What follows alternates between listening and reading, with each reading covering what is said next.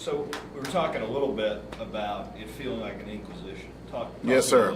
Well, it did feel like an inquisition. It felt like that, we were all being psychologically raped. Here we are being raped with our clothes on, if I can use that example, and we can't fight, we can't do anything about it, we can't even holler, can't even scream. That's what it felt like. And to actually do something to protect yourself, you couldn't do it. Why? Because the law and the way it's written provides no means of protection for the people that are in depositions, because they don't have certain, it's open game. There's no rules. There's no such thing as out of bounds. You can't go too far. You can't come too short. And so they try to use that to intimidate, harass anyone. And that's what it was all about. It has nothing to do. What they ask us, and the line of question they asked myself and the members of this congregation, had nothing to do whatsoever with this trial. Had nothing to do with Doug and Diane. It was all for a means to try to get us to talk to them, to say it's not worth y'all going through the undue amount of stress. It's not worth y'all being up at night worrying about how they are treating us as the people of God and attacking us. It's not worth it for none of us to go through all this. So they was hoping that we would talk in their ears, and we would try to get them to come to what they call a reasonable sense of settlement, or try to settle with Wal-Mart. And what do you think are the most outrageous things they said or brought up with you or the members of the congregation in this questioning? Well, the sex things with the sisters,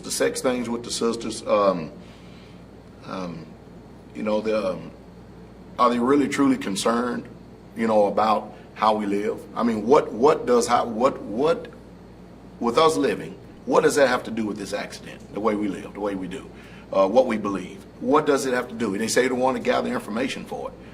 For what? But the mocking of our religion, our belief, which we have freedom of religion in this country, the character assassination, which they don't even know. None of the questions was with the intent of really truly wanting to know you as a person. They was more or less, it's like you being, it's like I'm on the stand, and I'm up here and I'm on trial for something that I didn't do. And so they try to paint a picture of negativity. So did they ask the sisters questions about their sex lives and things like that? You would have to probably ask some of the sisters about that, but when I recall, the thing that sticks out the most is, the screaming thing. Do you make a habit of watching men or hearing men scream? What? Is that a veiled reference to sex, or what is that? Well, yeah, it's kind of subliminal message, the way that you're asking the question. You're trying to entice and provoke to get somebody to answer. There's tactics people use. If you get somebody angry enough, then they'll start disclosing other things, but I think what the line of questioning what it was is, do you hear Brother Doug screaming at night, or do you hear him in pain? She said, well, yes, I hear him in pain. He's in pain because, well, how do you know he's in pain? Because he's screaming at night. I live right next door to him. I can hear him screaming. Do you make a habit of hearing men scream? See, it's that kind of line of questioning. That's a very unprofessional for someone who's supposed to be a professional. So they used a lot of kind of scare tactics, innuendo. Yes, sir. Yes, sir. Got it. Okay. And then as part of this, they tried to raise questions about how the money works, and kind of called into question your integrity. Tell me about that. Well, sure. The people of God around here, they get money from many different sources. People do. It's up to them what they do with their money.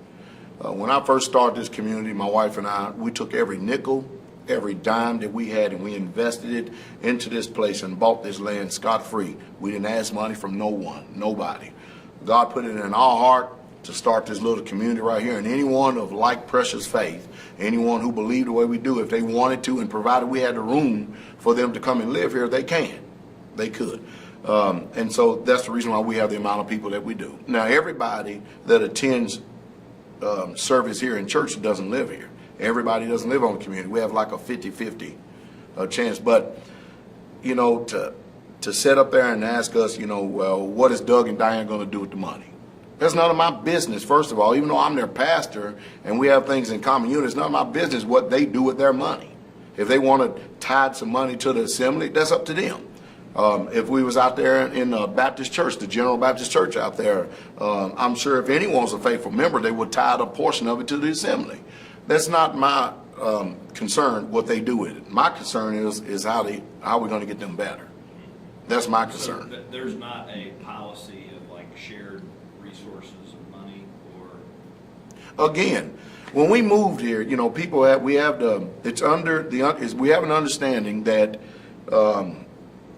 everything is in unity. We have common unity, and we have things kind of like in one pot. And anybody has a need, all they have to do is go to it and get it. All they have to do is go to it and get it. Now things have drastically changed. Doug and I had a conversation, and I came to him, and I saw the way that him and his wife were suffering this past winter. They were suffering immensely this past winter because of the cold and their extensive injuries. And I made a suggestion to them about moving to a warmer climate. Now, they will want nothing more. Let me rephrase. There's no way that they will want to move away from us. But, however, if it's going to be better for them living to where they wouldn't have to suffer so much pain because of the cold weather, I would personally rather for them to move to a warmer climate. Maybe we can, since he's an elder, maybe we can just start a satellite church over there where he's at, or something like that. I mean, but I don't want to see them in pain. I don't want to see them in pain. And this is no doubt there may be a chance, there may be a lot of money coming.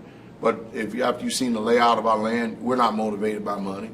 Money is not the issue at all with us. What is an issue with us in this particular instance, in this case, is principle. and what's the principle? Well, the principle is that we've lost our humanity in the society. People don't even care about the suffering of their neighbor, you know, what's going on with them.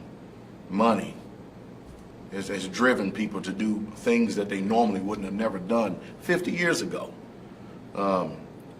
The deception, the hatred, the unkindness towards fellow man is ridiculous. And we don't want the Welches, as